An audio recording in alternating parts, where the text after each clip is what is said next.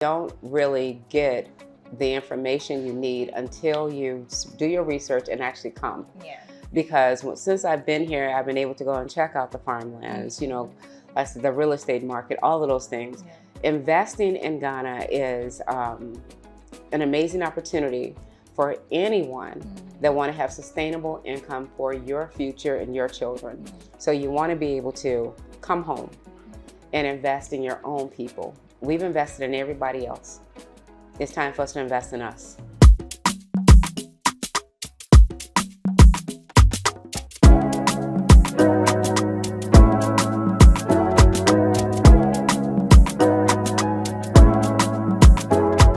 Hello, beautiful people. Welcome back to the Royal Kingdom Estates platform. I'm so elated today because I'm back with another Motherland series. I know it's been a minute. I have the most of you asking, okay, when is the next conversation? We're back, we're ready. And from now, it's just going to be consistency, okay? I know just how much you guys enjoy some of these shows and then all of the updates that we continuously give you across all of our platforms. So let's get to business. Per usual, today I have a beautiful woman seated on my right side. I was chatting with her a little bit before we turned the cameras on. I'm inspired by her spirituality, her business mindset, and this is her first time in Ghana. So I just want to tag on her mind a little bit, hear the story. We'll start right from the beginning and then pick it up to this point. So ladies and gentlemen, just like we always do, let's all put our hands together for Burgess. Thank you, guys. Hi. Thank you. Thanks for having me. It's my pleasure. I Awesome. mean, I've seen you come in and out of the office a couple of times. We've had a few interactions. I think you're beautiful. Thank you. I love the hair and the little, color action that we have going on. It's stunning. So again, you're welcome. And so are you, my dear. Thank you so much. So we like to start the conversation by going all the way down, taking a trip down memory lane to hear the beginnings of our guests. So tell me, you were saying you were born in Chicago, is that right? Born and raised Chicagoan, Okay. Bred in Chicago, educated in Chicago. Okay. But I did move around a bit, acquiring education in different states in the U.S. But before coming here, I was in Indiana for about 7 years doing ministry work. Okay. And then the Lord impressed upon my heart last October. It was a strong pull, a spiritual pull to come home to the continent. I love that. And after that, I'm like, just started doing a lot of research. Yeah. Every country here, learning as much as I can, because a lot of the information that we received in the schools, It's way different from what totally you experienced different from the experience, totally different from the research. Yeah. So I advise anyone to do your own research. The books are good, but you want to go beyond the books. Yeah. I get that. That's beautiful. And I'm glad that you finally made it here. We'll get to your experience very soon, but tell me a little bit about living in Chicago. What was it like for a Black woman like you? Well, for me, it was great. You get the horror stories about my hometown, get over it, people. My father was the late founder, Reverend James Peoples. We did a lot of work in our communities, working with our government, local government, working with police departments, keeping our communities safe. Right. That was huge as a child, and it is part of my ministry today. And I learned that from my dad, and my mother, of course. So it was fun being home because there was always something to do. There was never a dull moment. Okay. And then through the years, things changed, How so? especially like before and after COVID. Violence started rising in numbers. Poverty started rising in numbers because so many people lost jobs. So a lot of changes took place, I would say, over the last 6 or 7 years, and it has been progressively getting worse. But they do have a new mayor, and they says things are getting better. I have not been back home, so I don't know. I can imagine. So along the lines, that's when you started your ministry works and then you moved out of Chicago?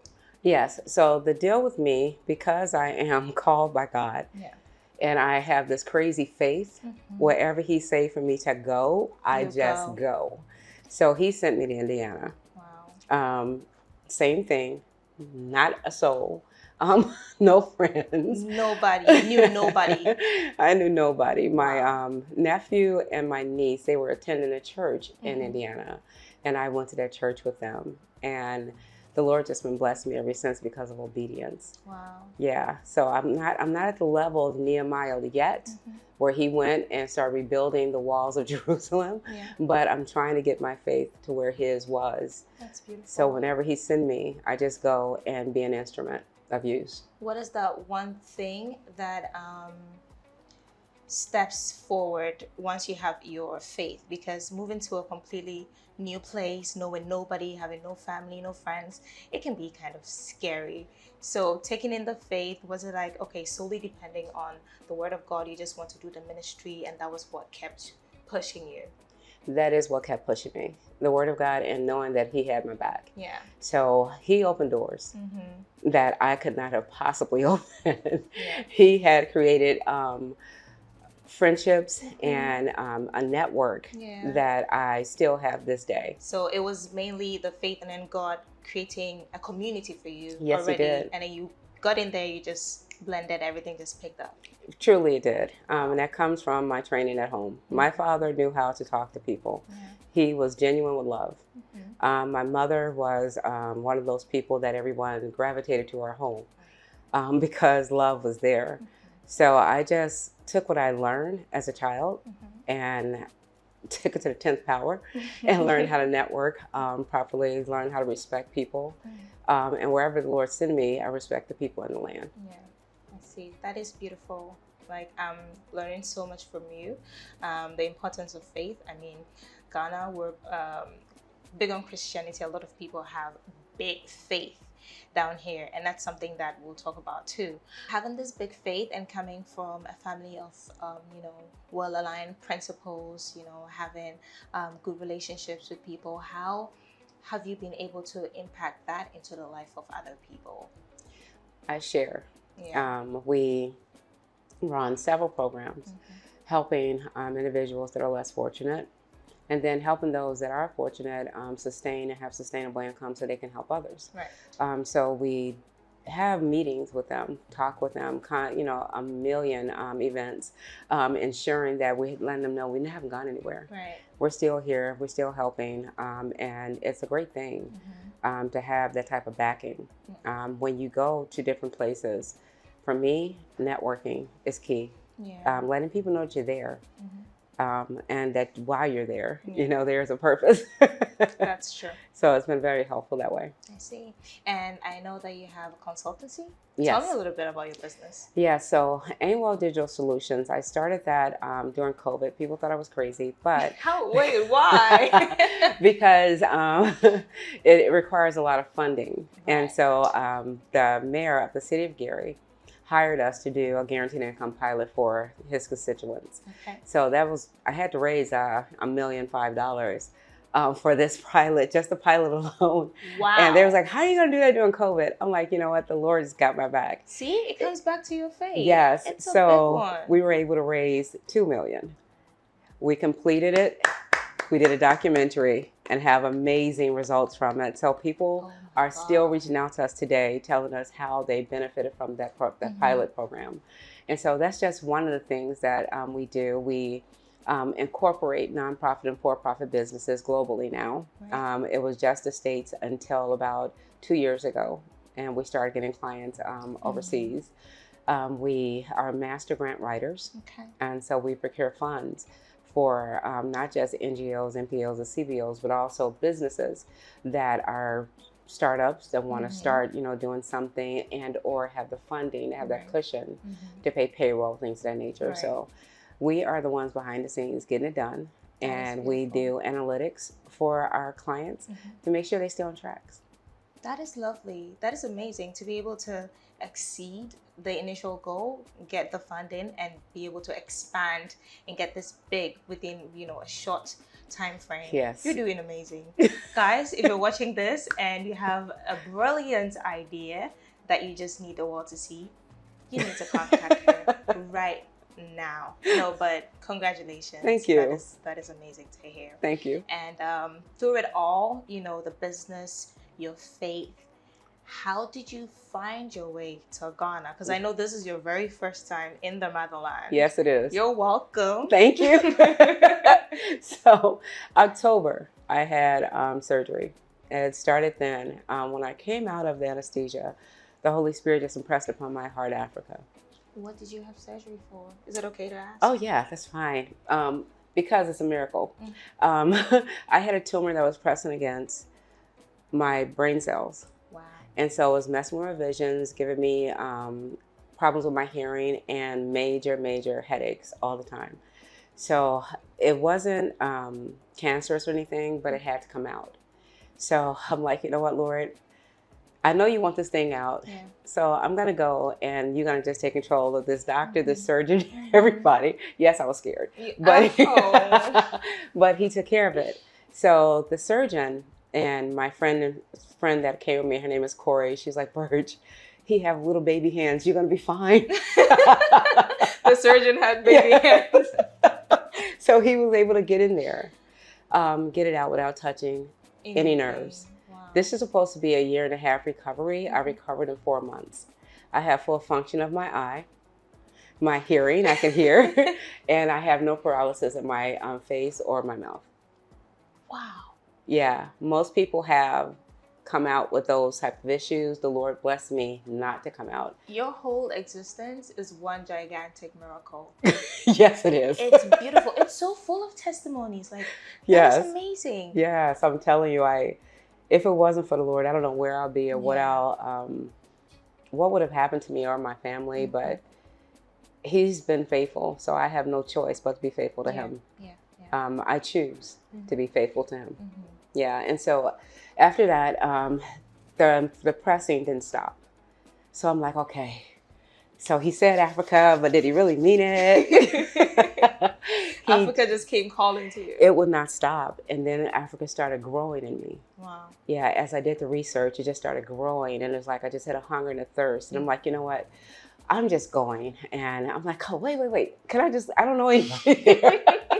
So I started meeting people before I even came. Okay. And one of them was your boss, Mr. Danny Angels. Yeah. I sent an email to him and I just put in an email exactly what the Lord impressed upon me to do. And he was like, you know what, I'll help you. What did you see about him that instilled a certain level of trust in you to reach out to him in the first place? His faith. Right. And the work that he has been able to accomplish. The videos that were shared about where he come from and how he has grown and how the Lord is going to keep superseding him into different levels just really resonated with me. And I'm like, Lord, I'm going to do it. Send. You just click the button. He called me that evening and he said, your letter just touched my heart. Wow. Yeah. I'm like, man, that was just so amazing. I'm like, I was full after our conversation. Everything was just connecting. It was just connecting. Yeah. And then he just started helping me, looking at different things. And I'm like, you know what, Father, I thank you for this friend. Yeah. A trusted friend of yours is a trusted friend of mine. Yeah. And then I started meeting other people. And I'm like, you know what? I'm getting on this plane. And of course, you have family members.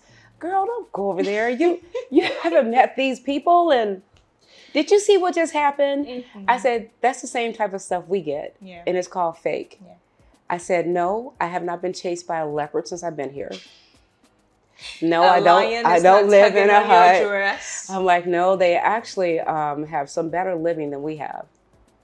And the fact that I can go anywhere and see my brothers and sisters just does something for my heart. And they are succeeding. Yeah.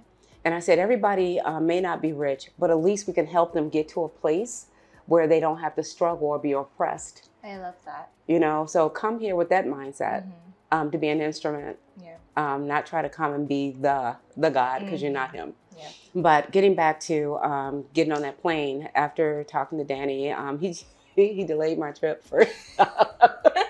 What happened? How come? I don't Was it like accommodation? It was accommodation. All right. Yeah, and he was like, just wait a month or so. And I'm like, no, I'm ready to go now. To put you somewhere perfect, like for you to have the best experience. He did, but it was funny. I'm like, I'm ready to go now. And he's like, I said, if I don't go now, I'm not going to do it. And so I did wait. And I'm glad I did because I waited, I was able to set my clients up so I don't have to lose any business while I'm here. and come and get a real experience. I didn't want to come as a tourist. I didn't want to come as a foreigner. I'm a sister of the motherland. I'm a daughter of the motherland, Yeah. and I want to be seen as such. So as I meet, as you guys are called Ghanaians, I'm meeting my brothers and sisters. Yeah. Yeah. I'm so humbled and inspired by you. I'm so glad that this trip happened and you're having the best experience. I am. Here, honestly. Yeah. So coming down to the accommodation, when you came here, you got settled in. I know you're at the decade now. Yes. How did that transition happen? It had to, because I have told Danny, I said, I want to come and I'd stay at your property. The initial property I stayed, I would tell the viewers that is a weekend property to stay at. But the decade for long term, so you come to do business, you come in to really get to know the motherland. You are coming to partner with people. You want to invest your dollars into a place where it has every accommodation that you'll need. The decade has that. Right. And I'm staying there so I can attest to it. And my followers know that I tell the truth. Exactly. So for work, I have not missed any. If I just wanted to chill at home, everything works proper. And guys, I have hot water, so please stop saying that I only take cold showers. And the staff. You have the hot water. You'll be surprised at some of the crazy comments I get. Oh my God. But the staff are amazing. Yeah. Absolutely amazing. They're just as loving as possible and very accommodating. So if you're going to come long term, even for a weekend, stay at the Decade owned by Royal Kingdom Estates. Thank you. That is beautiful. And if this is your first time watching the platform, the Decade is a fully furnished 2-bedroom apartments located at East Airport. And take your word for it, you will have the best time. Okay. No, that is wonderful. So now that you're here, have you had the opportunity to visit a few places, explore Ghana? Yes. You've been to Cape Coast, I know. I've been to Cape Coast. How was that trip? Oh my gosh, that was the most emotional trip since I've been here.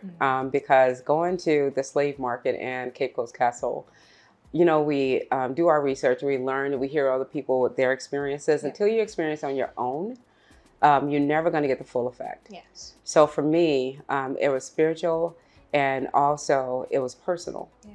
Because we don't know where our parents, grandparents or their grandparents were taken from, what part of Africa.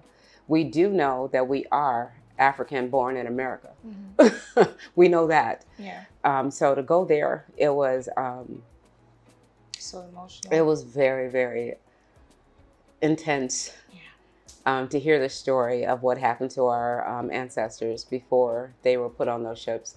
To go in the water and wash, and then to hear my ancestors talk about freedom. Yeah. And so for me, it was freeing to go there, do that wash, and to come back through the bath of return for them.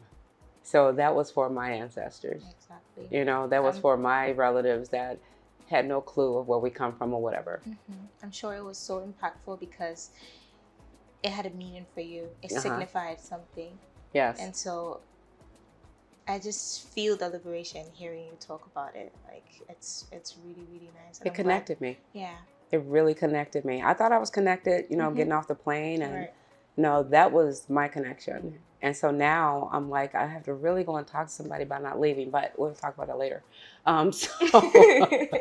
But I also have gone to a Brie. I've gone to see the cocoa farm.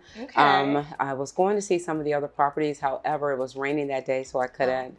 I've been to, several areas. Several places. Yeah. Several places that's here on the continent. Here in Ghana. I have not gone to other countries yet, but here is so much to do, so much to invest in. And I'm not just talking about land, I'm talking about people. Yeah, it's a lot to do here. So I'm hoping that anyone that comes, just ask the Lord to decolonize your mind and heart so you can come with an open mind. Exactly. So you can learn. That's very important because most of the time we talk about tracing your roots back, and I don't think a lot of people know the significance of that because mostly they feel like, okay, let me just get on a flight, come party, go back, right? They don't feel the true essence of, you know, building that connection with people, exploring their heritage, and, you know, story is something that is very important to us right here at Royal Kingdom Estate, right? Even if you go to one of our developments like Black Star Village, it's something that we've built on heritage and culture, because we're trying to just be that connection for people to get in touch with their roots. Exactly, yes. And it's of such significance that we hope that everybody gets the opportunity to come in and then, you know, experience it all, because there's a lot to experience. It's a lot to take in. You can't do it on a weekend. Definitely not. You want to spend some time here. Yeah. So my time has been spent very well. Yeah. And I'm loving it. I've been able to meet the faith community, the business community. I love entrepreneurs because we have an opportunity to actually get in there and hire Ghanaians, train anyone that wants to learn a certain thing. And so everybody can have a livable wage, you know? There's nothing like being able to pay for your home and make sure your kids have food and you have extra to go do other things. And I see that happening. It's going to happen. Yeah, exactly. The tagline is giving back to the community. That's what it is. And before we run away, since you're very, you know, high up on the business front, you're helping people establish their businesses and all of that, you've had the opportunity to experience Ghana. Would you encourage people to come back here and invest in the country? Is this something you would push people to do? You know, when you hear about the investment opportunities, you don't really get the information you need until you do your research and actually come. Because since I've been here, I've been able to go and check out the farmlands, you know, the real estate market, all of those things. Investing in Ghana is an amazing opportunity for anyone that want to have sustainable income for your future and your children. You're building a future and children for those that live here, and you're also building a future for your children at home. But if you decide to come and move here, that's even better, because now you have a sustainable place to live. You can buy acres of land if you like, but the investment opportunities are vast. There is no short stops on where you can invest. There's many opportunities for you here. So I would advise anyone, especially on the business end, do come to Ghana. Come prepared to explore and to learn, not just to just check out the sites. I mean, yes, I did some of the tourist sites, but my main goal was to learn how to operate in this country. And I want you guys to do the same. It is not as hard as everyone make it out to be, but especially if you believe in partnership and learning how to partner with someone that's already established. It makes it easier, and then you can grow from there. So you want to be able to come home and invest in your own people. We've invested in everybody else. It's time for us to invest in us. Perfectly said. And on that front, if you need a partner, you know, Royal Kingdom Estate is your trusted partner. We have an extensive catalog. You can just come in. It's just a matter of conversation, really. And we'll take you through every single thing that you need. Burgess, you've been amazing. So have you. Thank you so much. Thank you. I really appreciate it. Your story is beautiful, and I think everybody watching this video is truly as inspired as I am. Awesome. And I hope the remaining days that you spend in Ghana are going to be thrilling. And then when you go, you're going to come back the next day. Oh, I am. You you just get there. I'm just going one country over and coming right back. Exactly. Thank you so much. Thank you.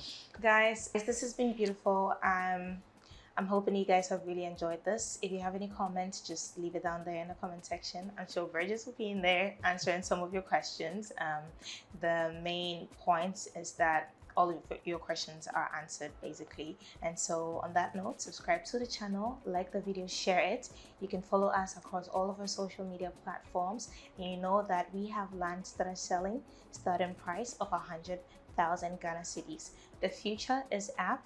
We're moving very fast, coming at the off-plan stage. Let's have the conversation. Invest your money where the returns are going to, you know, be perfect for you, basically. So yeah, stay tuned, and we'll always come back to give you more thrilling and amazing stories like these. Peace out.